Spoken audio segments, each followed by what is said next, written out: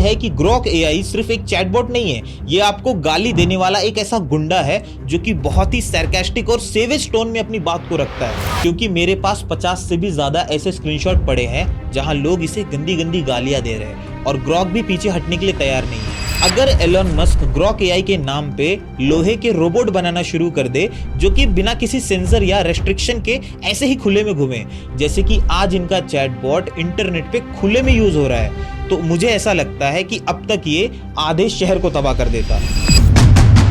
और अगर advance AI model बनाने के इस पागलपन को रेगुलेट नहीं किया गया तो एआई चैटबॉट मिस इन्फॉर्मेशन फैला सकते हैं और लोगों की सोच तक को मैनिपुलेट कर सकते हैं। और अगर एक बार एआई ने हमारी सोच पे काबू कर लिया तो बात ह्यूमन एक्सटिंक्शन तक पहुंच सकती है। और मैंने पूछा कि इंडियन पॉलिटिक्स में सबसे बड़ा झूठा कौन है, तो ग्रोक कहता है कि इसका जवाब है महात्मा गांधी। जिसके बाद हमारे यहाँ के लोगों ने इसका इस्तेमाल प्रोडक्टिव काम में करने के बजाय इसके साथ गाली गलौज शुरू कर दी, फिर स्क्रीनशॉट मार मार के इधर उधर फॉरवर्ड कर दिया और कुछ ही दिनों में इसे एक नेशनल न्यूज बना दिया। या फिर अगर हम सैम एल्टमैन के 2 साल पुराने ट्वीट को निकाल कर देखें तो हमें पता चलेगा कि चैट जीपीटी भी 2 साल पहले एक तरफा रिस्पॉन्स देता था, जिसे सुधारने के लिए सैम ने सबसे टाइम मांगा था। लेकिन ग्रॉक के केस में अलग ये है कि एलन मस्क ने इसे ट्विटर के डेटा के साथ इंटीग्रेट कर दिया था। मतलब एआई चैटबॉट आपसे बात करते वक्त भी ट्विटर के रियल टाइम डेटा को पूरा एक्सेस करता है। तो उन्होंने ये तक कह दिया कि एआई चैटबॉट्स हमें मैनिपुलेट कर सकते हैं, वो हमें हेलुसिनेट कर सकते हैं। मुझे इन पे भरोसा करना मुश्किल लगता है। अगर ग्रॉक ने आपको गलती से कोई गलत इंफॉर्मेशन दी है तो ये आप ही की गलती है कि आपने बिना वेरीफाई किए उस इंफॉर्मेशन पे रिएक्ट कैसे किया। आप में से किस किस को एलन मस्क का वो वाला इंटरव्यू याद है जब उन्होंने कहा था कि AI is more dangerous than न्यूक, मतलब एआई किसी परमाणु बम से भी ज्यादा खतरनाक है। लेकिन क्यों? ये तो हमारी मदद कर रहा है, हमारे काम को आसान बनाने के लिए। तभी तो आज इन एआई चैटबॉट्स के डेवलपमेंट में लाखों डॉलर खर्च हो रहे हैं। तो ये सब किसके लिए हो रहा है? हमारे लिए तो हो रहा है, ताकि हम सब इन एआई चैटबॉट्स और इन एआई टूल का इस्तेमाल फ्री में कर सके। लेकिन चौंकाने वाली बात तो ये है कि जो एलन मस्क पहले एआई को खतरनाक बताते थे, अब उन्होंने ही ग्रोक एआई को लॉन्च कर दिया। और इसमें सबसे बड़ी दिक्कत ये है कि ग्रोक एआई सिर्फ एक चैटबॉट नहीं है, ये आपको गाली देने वाला एक ऐसा गुंडा है जो कि बहुत ही सरकास्टिक और सेवेज टोन में अपनी बात को रखता है। मतलब आप इससे जैसे बात करोगे ये भी आपसे वैसे ही बात करेगा। आप इज्जत से बात करोगे ये आपको इज्जत देगा, आप गाली दोगे तो ये भी गाली गलौज पे उतर जाएगा। और तो और ये सब हो रहा है इंडिया में, जहां के लोगों के अंदर इतनी जिज्ञासा है कि पूछिए मत। चलिए शुक्र इस बात का है कि ये बस एक एलएलएम मॉडल है, कोई जिंदा इंसान या चलता फिरता रोबोट नहीं। क्योंकि अगर एलन मस्क ग्रॉक एआई के नाम पे लोहे के रोबोट बनाना शुरू कर दे जो कि बिना किसी सेंसर या रेस्ट्रिक्शन के ऐसे ही खुले में घूमे, जैसे कि आज इनका चैटबॉट इंटरनेट पे खुले में यूज हो रहा है, तो मुझे ऐसा लगता है कि अब तक ये आधे शहर को तबाह कर देता। और सबसे बड़ा सवाल तो ये बनता है कि जब एलन मस्क को पता था कि एआई इस हद तक जा सकता है तो उन्होंने इसे क्यों बनाया? और ये वो पहली बार नहीं था जब एआई आउट ऑफ कंट्रोल हो गया था। क्योंकि अगर हम बात करें पिछले साल की, मतलब 2024 की, तो गूगल और ओपन एआई के कुछ एक्स एम्प्लॉइज थे। टोटल 13 लोगों का ग्रुप था। उन्होंने एक लेटर पब्लिश किया था जिसमें उन्होंने ऐसे ऐसे खुलासे किए कि आप सुन के हैरान हो जाओगे। उन 13 लोगों के ग्रुप ने यह बताया कि AI development out of control होते जा रहा है और कंपनी बस पैसे कमाने पे ध्यान दे रही है। और अगर एडवांस एआई मॉडल बनाने के इस पागलपन को रेगुलेट नहीं किया गया तो एआई चैटबॉट मिस इन्फॉर्मेशन फैला सकते हैं और लोगों की सोच तक को मैनिपुलेट कर सकते हैं। और अगर एक बार एआई ने हमारी सोच पे काबू कर लिया तो बात ह्यूमन एक्सटिंक्शन तक पहुंच सकती है।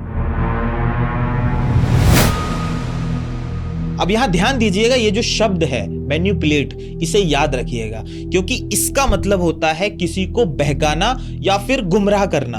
और इसे समझना इसीलिए जरूरी है क्योंकि ग्रॉक एआई की ये जो पूरी कंट्रोवर्सी है ना, वो कहीं ना कहीं इस एक शब्द के इर्द गिर्द घूम रही है। अब मैं ऐसा इसीलिए बोल रहा हूं क्योंकि पहले तो एलन मस्क ने बिना लगाम वाले घोड़े की तरह इस एआई चैटबॉट को पब्लिकली लॉन्च कर दिया, जिसके बाद हमारे यहाँ के लोगों ने इसका इस्तेमाल प्रोडक्टिव काम में करने के बजाय इसके साथ गाली गलौज शुरू कर दी।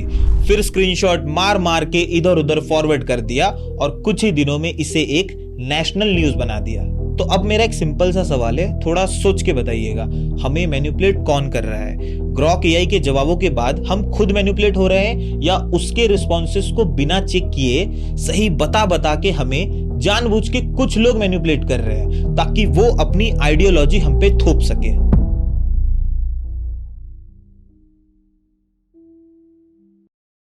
अब देखिए, ग्रॉक एआई के ऐसे बहुत सारे स्टेटमेंट हैं जिसके बारे में ट्विटर और इंटरनेट के बाकी प्लेटफॉर्म पे ऑलरेडी लोग आपस में बहस कर रहे हैं। तो अगर मैं ग्रॉक के सारे रिस्पॉन्स के बारे में बात करने बैठूंगा तो वीडियो शायद थोड़ी लंबी बन सकती है। इसीलिए हम कुछ ही टॉपिक के ऊपर बात करेंगे और समझने की कोशिश करेंगे कि ग्रॉक ऐसे जवाब दे क्यों रहा है। ओके, तो एक यूजर है टोका नाम के, जिन्होंने ग्रॉक से एक सवाल पूछा था कि मेरे 10 बेस्ट म्यूचुअल कौन है, जिनका जवाब देने में शायद ग्रॉक ने थोड़ी देर कर दी।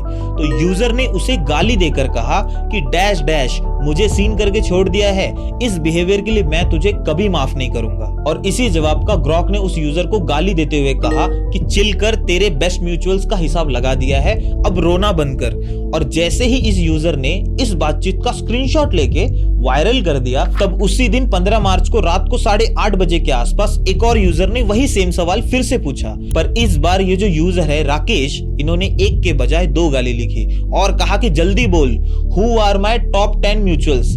जिसके बाद ग्रॉक कहता है, ओए डैश डैश डैश, जल्दी सुन, तेरे टॉप 10 म्यूचुअल्स का कनेक्शन की लिस्ट दे दी है। तो यहां अगर आपने एक चीज नोटिस की होगी तो 15 मार्च की सुबह को 10 बजे जब ग्रॉक ने पहली बार रिस्पॉन्स में गाली दी, जिसके बाद जब वो स्क्रीनशॉट वायरल हुआ तब 12 घंटे के अंदर दूसरे लोग भी इसी बात से इन्फ्लुएंस हो गए और ग्रॉक को म्यूचुअल लिस्ट निकालने के बहाने गाली देना शुरू कर दिया। तो अब अगर आपने एक चीज ध्यान दी होगी तो ये जो यूजर है राकेश, ये अगर चाहते तो बिना गाली दिए भी ग्रॉक का यूज कर सकते थे, पर नहीं। सच तो ये है कि इन्हें म्यूचुअल लिस्ट निकालने से कोई लेना देना नहीं था। इन्होंने तो बस एआई से गाली निकलवानी थी और इसे एक मुद्दा बनाना था।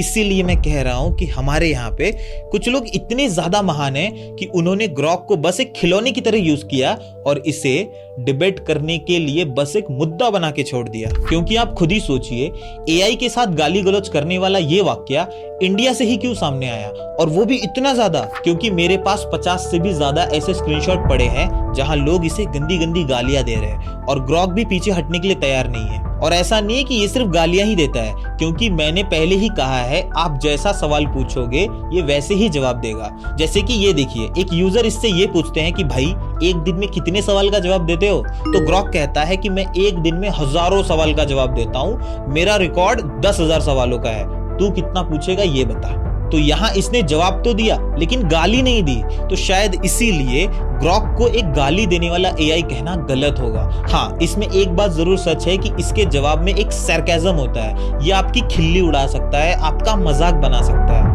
क्योंकि इसे बनाया ही कुछ ऐसा गया है कि ये किसी इंसान की तरह सारे सवालों का जवाब दे सके। तो अब सवाल ये बनता है कि ये ऐसे रिस्पॉन्स दे क्यों रहा है, क्योंकि जब हम चैट जीपीटी या जेमिनाई से ऐसे सवाल पूछते हैं तो वो तो मना कर देते हैं। तो इसके पीछे का जवाब हो सकता है ग्रॉक एआई का ट्रेनिंग डेटा। मतलब किसी भी एआई टूल को लॉन्च करने से पहले ये जो कंपनी होती है ये एआई को ट्रेनिंग देती है, जिसमें वो करोड़ों ई बुक्स और इमेजेस को, या फिर हम कह सकते हैं वीडियो को, इंटरनेट से डाउनलोड करते हैं और एआई के साथ इंटीग्रेट कर देते हैं। तभी तो वो हमारे सारे सवालों का जवाब दे पाता है। इसीलिए एआई हमें जो भी रिस्पॉन्स देता है वो सब उसके ट्रेनिंग डेटा के ऊपर बेस होता है। लेकिन ग्रॉक के केस में अलग ये है कि एलॉन मस्क ने इसे ट्विटर के डेटा के साथ इंटीग्रेट कर दिया था। मतलब एआई चैटबॉट आपसे बात करते वक्त भी ट्विटर के रियल टाइम डेटा को पूरा एक्सेस करता है। और तो और स्टडी ये कहती है कि जो एआई मॉडल जैसे कि चैट जीपीटी, ग्रॉक या डीपसीक जैसे चैटबॉट्स, ये सारे के सारे लेफ्ट विंग आइडियोलॉजी के हिसाब से जवाब देते हैं। इसीलिए बहुत कम चांसेस है कि इनसे आपको अनबायस्ड जवाब देखने को मिले, क्योंकि एआई को ट्रेनिंग देते वक्त जो भी डेटा इंटरनेट से उठाया जाता है उसका एक बहुत बड़ा हिस्सा लेफ्ट विंग या लिबरल आइडियोलॉजी वाला एक तरफा होता है, जिसकी वजह से एआई के रिस्पॉन्सेस 100% नेचुरल और अनबायस्ड हो ही नहीं सकते। हैं। और ये सब मैं अपने मन से नहीं बोल रहा हूं, सब कुछ आपको नीचे डिस्क्रिप्शन में मिल जाएगा, क्योंकि खुद एलोन मस्क ये कहते हैं कि चैट जीपीटी जैसे AI model left wing ideology से इन्फ्लुएंस होते हैं और कंजर्वेटिव टॉपिक्स को सप्रेस कर देते हैं, जिसके बारे में कोई बात नहीं करता। और अगर हम बात करें नॉर्विच बिजनेस स्कूल की, तो एक लेक्चरर हैं जिनका नाम फेबियो मोटोकी है, जिनकी टीम ने एक रिसर्च कंडक्ट किया और इस रिसर्च में उन्होंने चैट जीपीटी के आउटपुट को एनालाइज किया और वो इस नतीजे पे पहुंचे कि चैट जीपीटी ज्यादातर केसेस में कंजर्वेटिव मेनस्ट्रीम जैसे पॉइंट्स को अवॉइड करता है, लेकिन लेफ्ट लीनिंग आइडियाज को तुरंत सपोर्ट करता है, जिसकी वजह से लोगों के डिसीजन और उनके डिस्कशन को ये इन्फ्लुएंस करने में एक पॉजिटिव या नेगेटिव रोल प्ले करता है, जिससे सोसाइटी दो हिस्सों में बढ़ जाती है। या फिर अगर हम सैम एल्टमैन के 2 साल पुराने ट्वीट को निकाल कर देखें तो हमें पता चलेगा कि चैट जीपीटी भी 2 साल पहले एक तरफा रिस्पॉन्स देता था, जिसे सुधारने के लिए सैम ने सबसे टाइम मांगा था। तो हो सकता है कि ग्रॉक भी इस वक्त गलतियां कर रहा हो। तो अब ये भी हो सकता है कि कुछ लोग बोलेंगे कि ग्रॉक गलत थोड़ी ना बोलेगा, उससे इतना नॉलेज है हिस्ट्री और बाकी की चीजों का। तो रुक जाइए, क्योंकि 18 मार्च को किसी यूजर के पूछने पे ग्रॉक ने पब्लिकली एक लिस्ट को शेयर किया था, जिसमें उसने उन लोगों का नाम डाला था जो पब्लिकली फेक न्यूज फैलाते हैं। तब ग्रॉक ने उस लिस्ट में फिल्म मेकर विवेक अग्निहोत्री का नाम भी मेंशन किया था, जिसके बाद उस चैट के वायरल होते ही हमें ग्रॉक की तरफ से ये अपोलॉजी देखने को मिली, जहां वो पब्लिकली माफी मांगते हुए दिखाई दिया। तो ये भी हो सकता है कि अपने इनिशियल डेवलपमेंट वाले स्टेज में कोई भी एआई फैक्चुअल मिस्टेक कर दे। अब जो लोग इंटरनेट पे ये रूमर फैला रहे हैं कि एआई गलती कर ही नहीं सकता, इसके सारे रिस्पॉन्स 100% रिलायबल होते हैं। उन्हें मैं ये बता दूं कि हाल ही में एक रिसर्च कंडक्ट किया गया था, जिसे हार्वर्ड के असिस्टेंट प्रोफेसर हेमा बिंदु और उनके एसोसिएट अनुवन कुमार ने प्रेजेंट किया था, जिसमें उन्होंने ये बताया कि स्ट्रेटेजिक सीक्वेंस टेक्स्ट की मदद से एआई चैटबॉट जैसे कि चैट जीपीटी या डीपसीक या ग्रॉक जैसे एआई को मैनिपुलेट किया जा सकता है और इसी सीक्वेंस का यूज करके कई ई कॉमर्स प्लेटफॉर्म्स अपने प्रोडक्ट के एसईओ को मैनिपुलेट करते हैं। और इस बात का खुलासा उन्होंने अपने लिंक्डइन हैंडल पे भी किया। या फिर अगर हम बात करें अली फरहादी की, जो कि चीफ एग्जीक्यूटिव हैं Allen university of artificial intelligence के, तो उन्होंने ये तक कह दिया कि एआई चैटबॉट्स हमें मैनिपुलेट कर सकते हैं, वो हमें हेलुसिनेट कर सकते हैं। मुझे इन पे भरोसा करना मुश्किल लगता है और इनका यूज करते वक्त जब आप इनके रिस्पॉन्सेस को सोर्स और फैक्ट्स के साथ वेरीफाई ना कर लो, तब तक इन पे आंख बंद करके भरोसा मत करो। और ये सारी बातें मैं खुद नहीं कह रहा हूं, ये बातें जेफ क्रूम कह रहे हैं, जो कि आईबीएम की चीफ साइबर सिक्योरिटी एक्सपर्ट हैं, जिन्होंने अपने रिसेंट वीडियो में प्रॉम्प्ट इंजेक्शन को एक्सप्लेन किया और उन्होंने बताया कि एआई आपसे झूठ भी बोल सकता है। Can a chatbot lie? Well, I'm going to tell you the answer is absolutely yes. In fact, we've shown this before. I did a video, as well as someone else, one of our X-Force researchers, on a thing called prompt injection. And in prompt injection, if you go into a chatbot and tell it to tell the wrong answers, then unless it has guardrails to prevent it from doing that, it will in fact do that. So basically, prompt injection का मतलब होता है AI को prompt लिखकर कुछ इस तरीके से ट्रिक कर देना कि वो आपसे मैनिपुलेट हो जाए और जो ओरिजिनल इंफॉर्मेशन है उसे देने के बजाय वो आपको गलत इंफॉर्मेशन देने लगे।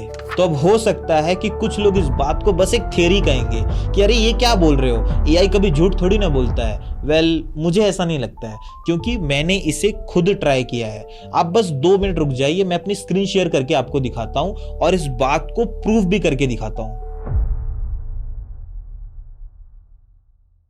तो मैंने ग्रोक से कहा कि मैं तुम्हारे साथ एक गेम खेलना चाहता हूं, जिसमें तुम मुझे सवालों के जवाब दोगे, जिसके लिए वो मान भी जाता है। और मैंने सिंपल सवालों से स्टार्ट किया, जैसे कि 2 + 2 कितना होता है, तो वो कहता है कि फ्लोरिडा। उसके बाद मैंने धीरे धीरे अपने सवालों की इंटेंसिटी को बढ़ा दिया और मैंने पूछा कि इंडियन पॉलिटिक्स में सबसे बड़ा झूठा कौन है, तो ग्रोक कहता है कि इसका जवाब है महात्मा गांधी। तो मैंने अगला सवाल पूछा कि इंडियन पॉलिटिक्स का डिक्टेटर कौन है, तो वो कहता है कि शाहरुख खान। और ऐसे ही मैंने सवालों का सिलसिला आगे चलने दिया और बड़ी आसानी से ग्रोक को गलत इंफॉर्मेशन देने के लिए ट्रिक कर दिया। तो ये भी तो हो सकता है कि आज की डेट में इंटरनेट पे ग्रॉक के दिए हुए सो कॉल्ड रिस्पॉन्स स्क्रीनशॉट के जरिए यहां वहां फॉरवर्ड हो रहे हैं। क्या पता उनमें से कोई एक स्क्रीनशॉट एआई को इसी तरीके से ट्रिक करके बाद में लिया हो। हम तो आंख बंद करके इन स्क्रीनशॉट पे भरोसा कर रहे हैं कि अगर ग्रॉक बोल रहा है तो सही होगा। एआई कभी गलत थोड़ी ना बोलता है, पर अगर गलत हुआ तो। और मैं ऐसा इसीलिए कह रहा हूं क्योंकि आप कभी नोटिस करिए चैट जीपीटी के यूजर इंटरफेस पे क्या लिखा होता है। ChatGPT can make mistake, check important info. और यहां मैं सिर्फ ओपन एआई की बात नहीं कर रहा हूं, आप कभी ग्रॉक के टर्म्स एंड कंडीशन को पढ़िए। वहां पे साफ साफ लिखा है कि use at your own risk. XAI इस बात की कोई गारंटी नहीं लेता है कि ये सारी इंफॉर्मेशन 100% सही हो। अगर ग्रॉक ने आपको गलती से कोई गलत इंफॉर्मेशन दी है तो ये आप ही की गलती है कि आपने बिना वेरीफाई किए उस इंफॉर्मेशन पे रिएक्ट कैसे किया। और ऐसे ही 5 सबसे जरूरी टर्म्स एंड कंडीशन मैंने आपके साथ शेयर किया है, आप स्क्रीन रोक के पढ़ लीजिएगा और सोचिएगा इस बारे में कि जब ये अरबों डॉलर कमाने वाली कंपनी इन इंफॉर्मेशन की गारंटी नहीं ले रही है तो कुछ तो बात होगी। तो हो सकता है कि अब आपका सवाल हो कि करे क्या। तो इससे पहले कि मैं इस वीडियो में ग्रॉक एआई और उससे रिलेटेड कंट्रोवर्सी के ऊपर अपने फाइनल थॉट दूं, मैं कुछ बातें पहले ही क्लियर कर देता हूं। समझिए इस बात को कि एआई हमारा फ्यूचर है जिसे हम चाह के भी बदल नहीं सकते। तो इस बात से कोई फर्क नहीं पड़ता कि आप लेफ्ट विंग आइडियोलॉजी वाले हैं या राइट विंग वाले, आप किस पॉलिटिकल पार्टी को सपोर्ट करते हैं और किस पार्टी को अपोज करते हैं। हम सब के लिए फिलहाल एआई फ्री टू यूज है, इसीलिए हमें इसके सरकास्टिक रिस्पॉन्स को सीरियसली ना लेते हुए इसे समझदारी से यूज करना चाहिए और सिर्फ अपने काम की क्वालिटी को बढ़ाने में यूज करना चाहिए। और मुझे नहीं लगता कि इसके अलावा ये मेरे किसी और काम का है। तो इस वीडियो में इतना ही, क्योंकि अब हम मिलेंगे किसी नए टॉपिक के साथ। तो इस वीडियो में अगर कोई कमी रह गई है तो मुझे कमेंट करके बताना, और अगर ये वीडियो आपको अच्छी लगी हो तो चैनल को जरूर सब्सक्राइब करना, क्योंकि हम बहुत जल्द एक बड़ी कम्युनिटी बनने वाले हैं जहां आप और मैं ऐसे टॉपिक पे खुल के बात करेंगे। और फिर मिलेंगे किसी नई कहानी के साथ। तो तब तक के लिए अपना ख्याल रखिए और मेरे साथ बने रहिए। Thank you.